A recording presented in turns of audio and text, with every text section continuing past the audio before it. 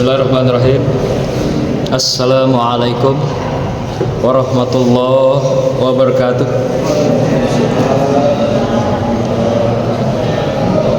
Alhamdulillahillazi arsala rasulahu bil huda wa dinil haq liyuzhirahu 'alad dini kulli wa kafa billahi shahida. Asyhadu an la ilaha illallah wahdahu la syarikalah wa asyhadu anna Muhammadan abduhu wa rasuluh la nabiyya ba'da. Allahumma shalli wa sallim ala sayyidina Muhammad wa ala alihi wa sahbihi ajma'in. Amma ba'du. Bapak Ibu sekalian, wabil khusus para ustadz, ustazah, jamaah, para tuan guru, alim ulama yang saya cintai dan saya banggakan, anak-anakku santri dan santriyah yang dimuliakan Allah. Mari kita lanjutkan pengajian kita malam ini, yaitu pengajian malam Rabu yang rutin kita lakukan setiap minggu.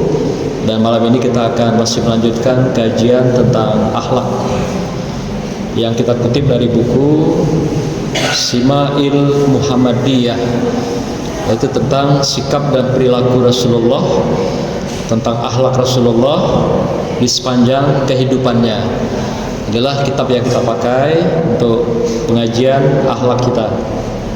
Hadirin yang dimuliakan Allah, kembali malam ini kita melanjutkan ngaji kita, yaitu tentang akhlak. Yang kita angkat tema malam ini adalah akhlak berkomunitas. Hari ini tentu kita sudah tidak asing lagi istilah yang muncul dan berkembang dengan namanya komunitas. Komunitas itu adalah merupakan konsekuensi dari era globalisasi, di mana orang membuat kelompok-kelompok baik di dunia nyata dan juga di dunia maya. Nah, komunitas ini sudah tren sekali menggantikan kehidupan, hubungan, dan silaturahim antar masyarakat, antar keluarga, antar kelompok yang tadinya biasa dilakukan pertemuan secara nyata, dikenal dengan offline. Sekarang juga selain dunia nyata sudah berkurang, bahkan ada yang sudah tidak melakukan sama sekali, maka muncul sekarang adalah dikenal dengan dunia komunitas. Maka itu malam ini kita mengkaji tentang bagaimana akhlak berkomunitas. Kita pahami dulu apa yang dimaksud dengan komunitas itu di dalam konsep-konsep teorinya. Nah, komunitas itu sebenarnya adalah bahasa lain dari jamaah. Kalau kita sebut dalam keseharian kita, jadi jamaah itu adalah komunitas dalam bahasa Arab. Ada juga bahasa-bahasa lain yang kita kenal dalam bahasa Arab itu. Ada juga misalnya mujtama, jami, ya, itu juga jamaah artinya. Kemudian ada juga yang kita kenal dengan jaliyah. Itu juga maknanya adalah komunitas atau juga masyarakat, orang yang berkelompok. Kemudian juga ada dikenal dengan manzumah. Nah, kalau Al-Quran sendiri mengatakan istilah komunitas itu atau istilah masyarakat ini adalah dengan istilah asoya. Jadi kita boleh gunakan apapun konsep yang berkenaan dengan komunitas ini. Tapi intinya bahwa komunitas itu adalah jamaah. Jadi orang saja menyebutnya secara lebih modern, lebih gaul, komunitas. Nah, ada komunitas yang nanti kita kenal komunitas yang sama-sama seangkatan sekolah, sama-sama ngaji, sama-sama dulu sama pekerjaan, sama-sama juga mungkin waktu masih ketika di organisasi, macam-macam komunitasnya. Ada juga yang membuat nama dirinya komunitasnya itu sosialita. Nah, sosialita itu kelompok-kelompok parlente, baik bapak-bapak maupun ibu-ibu yang berada pada kelas menengah ke atas. Yang kita lihat tampilannya, perilakunya, gayanya itu sudah serba atas. Itu namanya sosialita. Komunitas juga kumpulan orang-orang. Apa yang dimaksud dengan komunitas itu atau jamaah itu dalam kehidupan sehari-hari? Nah, ini maknanya, yaitu orang yang mempunyai kesamaan keinginan atau juga karakternya sama, seperti misalnya sama dalam geografi. Geografi itu tanah kelahiran, tempat tinggal, tanah asal. Itu juga dikenal dengan komunitas. Ada juga yang mereka bergabung dalam satu budaya, sama-sama sukunya, apakah etnis Jawa, etnis Banjar, etnis Minang, etnis Palembang, etnis Melayu, macam-macam. Itu juga masuk dalam istilahnya jamaah atau komunitas. Atau juga mereka yang bergabung dalam ras. Ras itu warna kulit. Jadi ngumpul mereka sama-sama kulitnya coklat. Itu juga jadi komunitas, yaitu masyarakat kulit coklat. Kalau di luar itu ada namanya seperti komunitas mata biru. Mata biru itu berarti bule, kelompok-kelompok bule. Ada juga darah biru. Darah biru itu artinya ras dari kelompok ningrat. Ini juga ada yang membuat kelompoknya. Ada lagi yang dalam kelompok agama.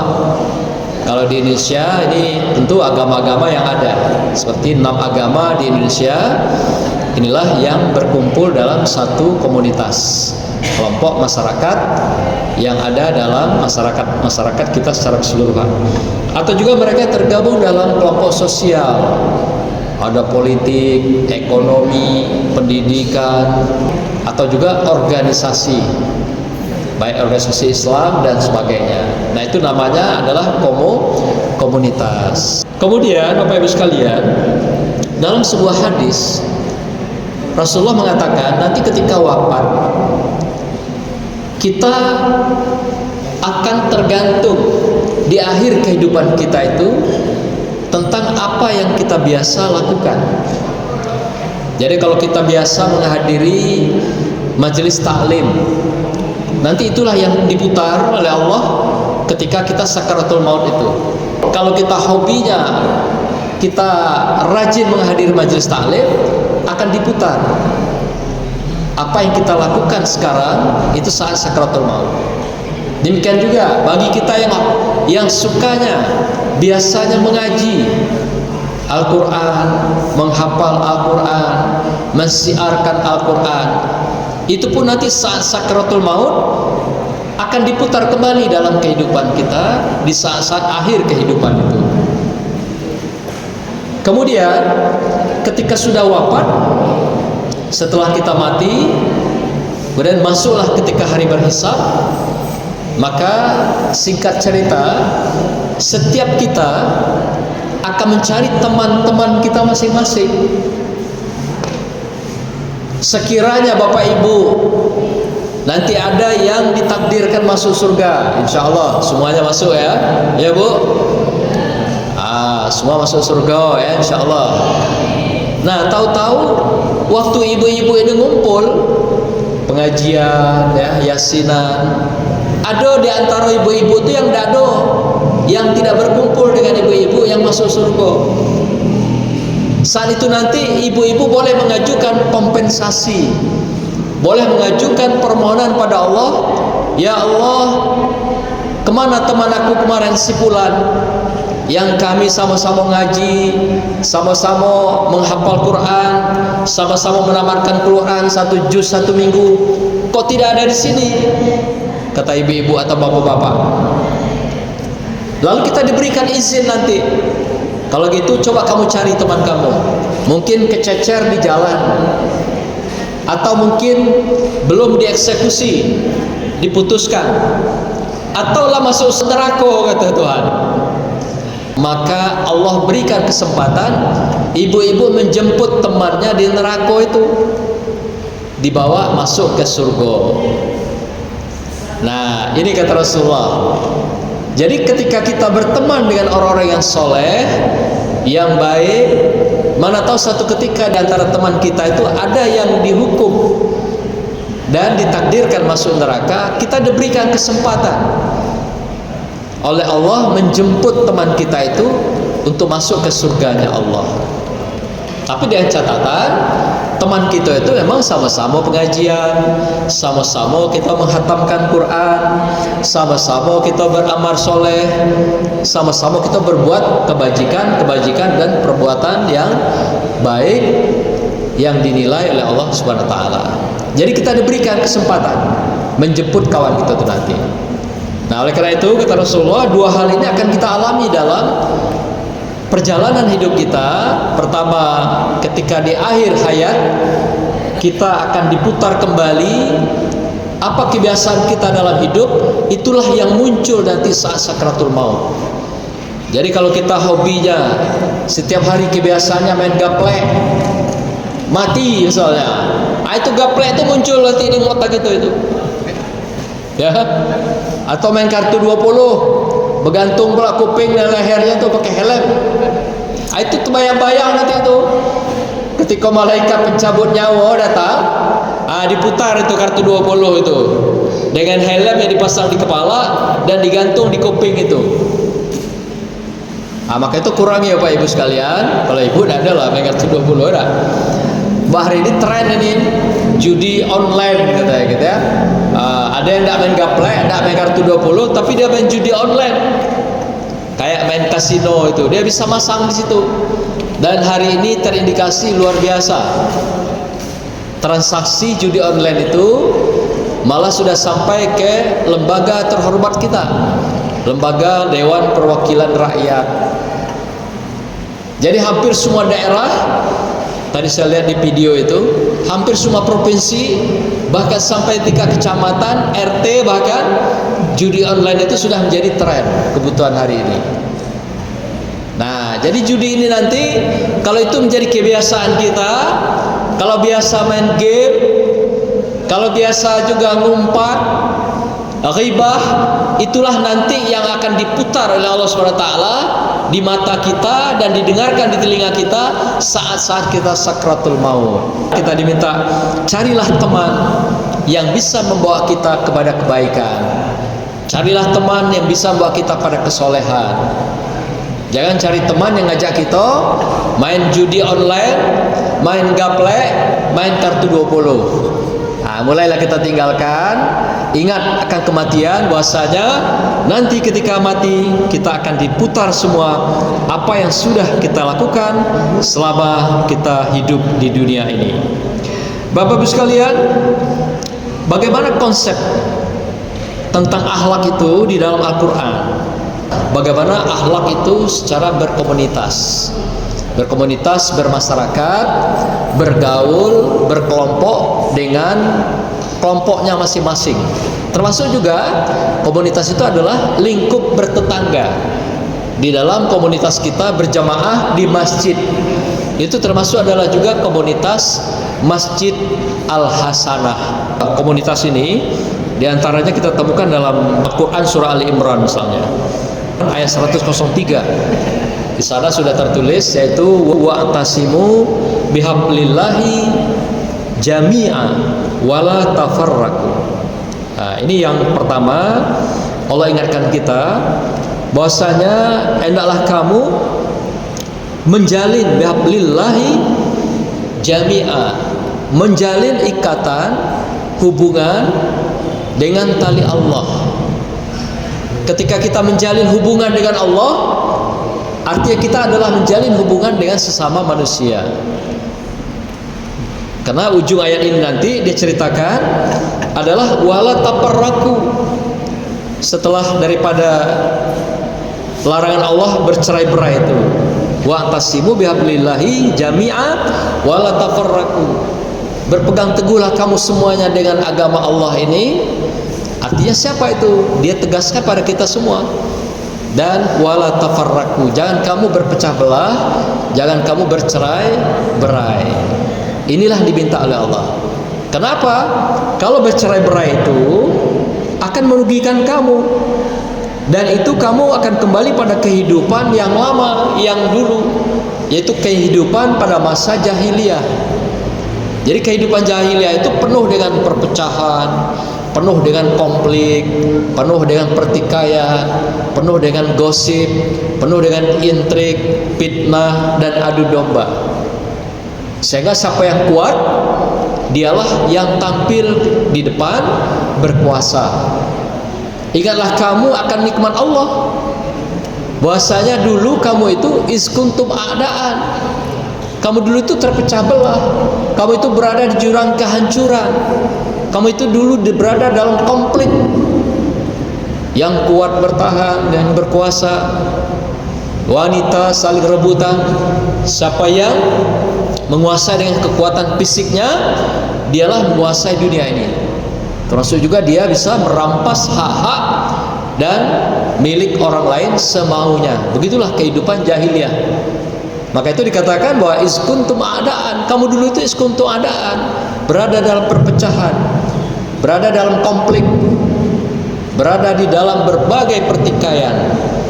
Maka itu bagaikan apa katanya di situ? A'daan, hidup dalam pertikaian, yaitu hidup bagaikan di tepi jurang kehancuran.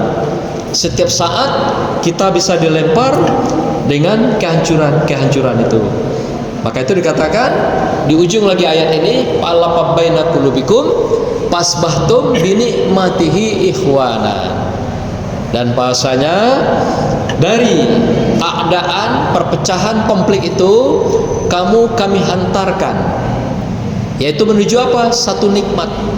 Fa'alafa baina qulubikum binikmatihi ikhwana, yaitu nikmat yang tinggi, yang luas, yang besar, yaitu menjadi bersaudara.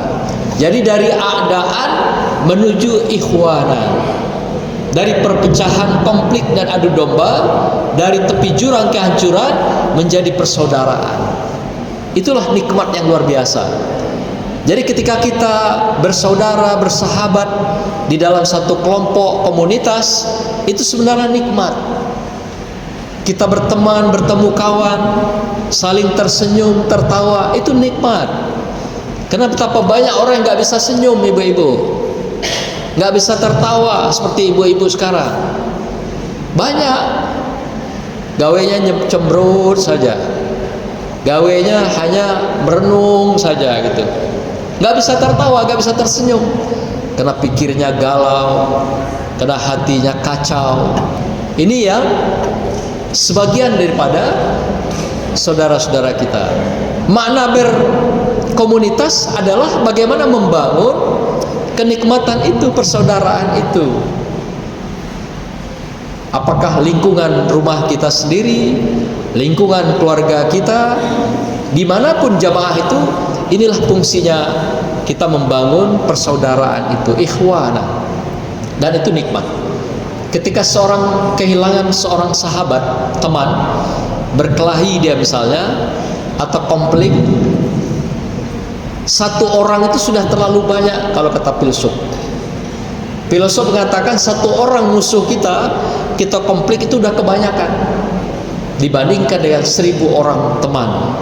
Dalam hidup ini kita dituntun, diminta agar menjaga pertemanan itu, persaudaraan itu.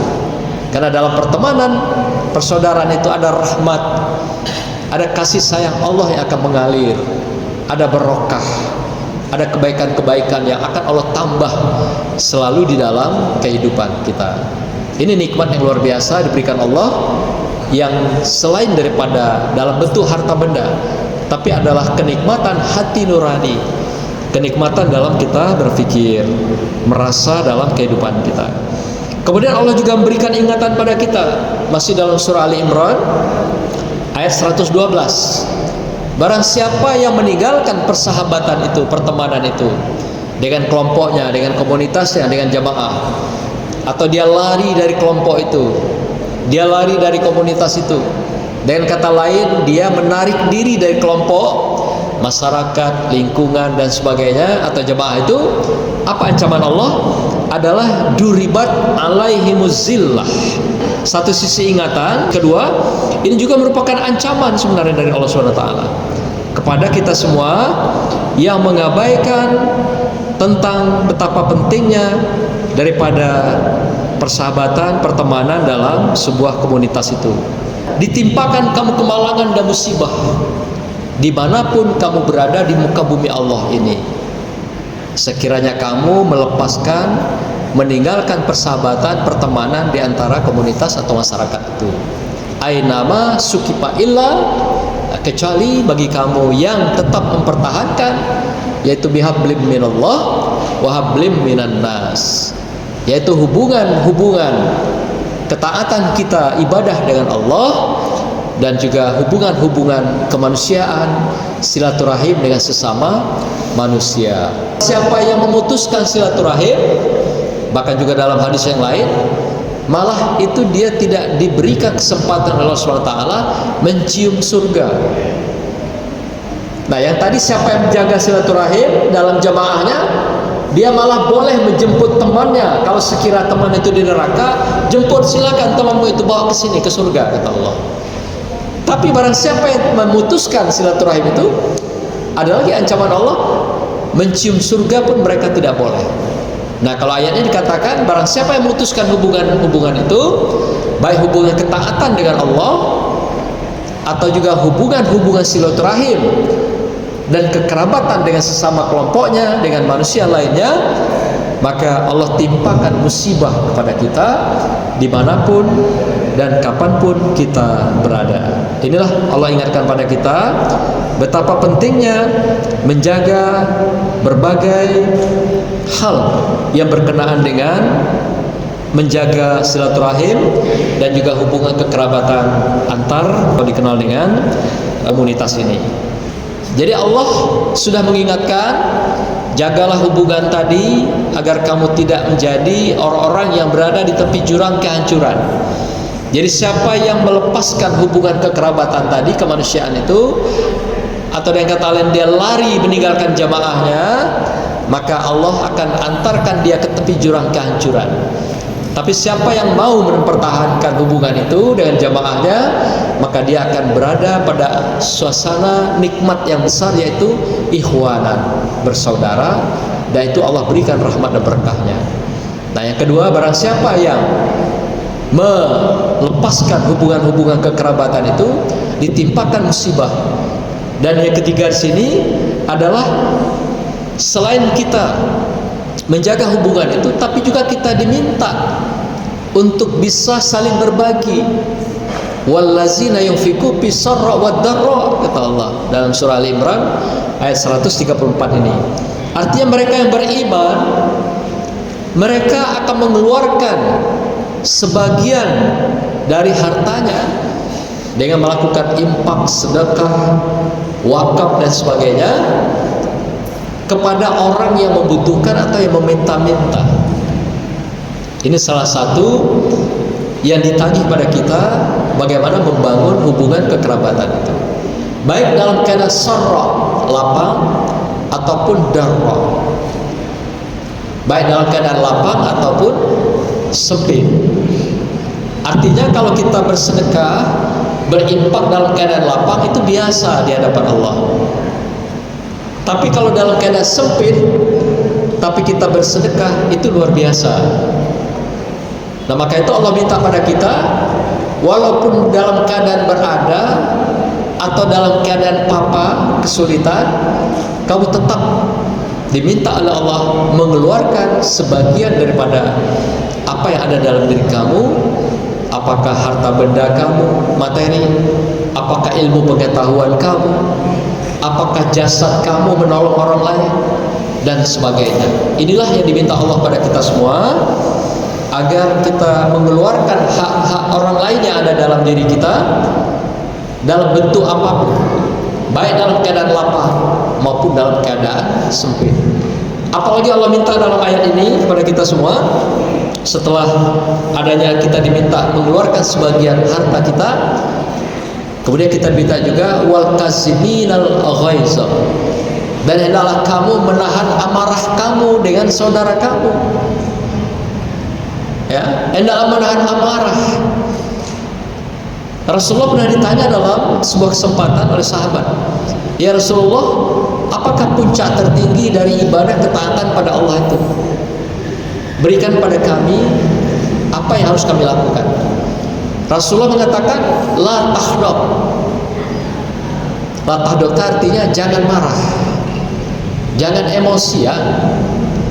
Apalagi ngamuk-ngamuk misalnya gitu ya, dengan suami dengan istri, dengan anak, yang intensitas suaranya menggelegar sampai ke langit ketujuh gitu ya, sampai bininya tidak bisa makan atau suami nggak bisa tidur gitu dengar suara istrinya. Nah itu malaikat pun akan ikut nanti Bapak Ibu di belakang itu. Apa yang Bapak Ibu ucapkan dalam emosi kemarahan itu, malaikat mengaminkan itu dalam emosi marah itu.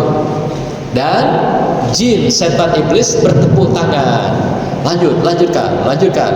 Nah itu terus digosok-gosok ya, dari kuduk kita, dari kepala. Pokoknya emosi itu tetap kita pertahankan. Begitulah yang diminta oleh setan. Lalu tanya lagi oleh sahabat, apalagi ya Rasulullah? Dijawab lagi yang kedua, la tahdab, jangan marah. Sampai 3 kali la tahdab, jangan marah. Nah, ternyata inti agama itu, ajaran agama itu adalah bagaimana kita bisa menahan emosi dan kemarahan itu kepada orang lain. Karena kalau kita sudah marah-marah pada orang, ujung-ujungnya marah ke Tuhan gitu. Oh, Tuhan yang ngasih hujan pula. Nah, Tuhan yang ngasih panas pula. Ujungnya ke situ begini itu. Sampai pada hal-hal yang sifatnya pribadi, tapi Tuhan yang jadi amarah kemarahan kita. Maka itu Rasulullah meminta kita menahan amarah itu. Setinggi apapun amarah itu kita kendalikan. Dalam Islam, ketika kita menghadapi marah dengan saudara kita, dengan keluarga kita, dengan lingkungan kita, jemaah kita, segera ambil wudu. Kalau sudah ambil wudu enggak juga hilang, enggak reda, bawa sholat minimal 2 rakaat, biasanya reda lah itu. Enggak juga hilang, bawa tidur. Kalau tidur juga enggak hilang ya, termimpi-mimpi, terbayang-bayang marahnya, bawa pergi.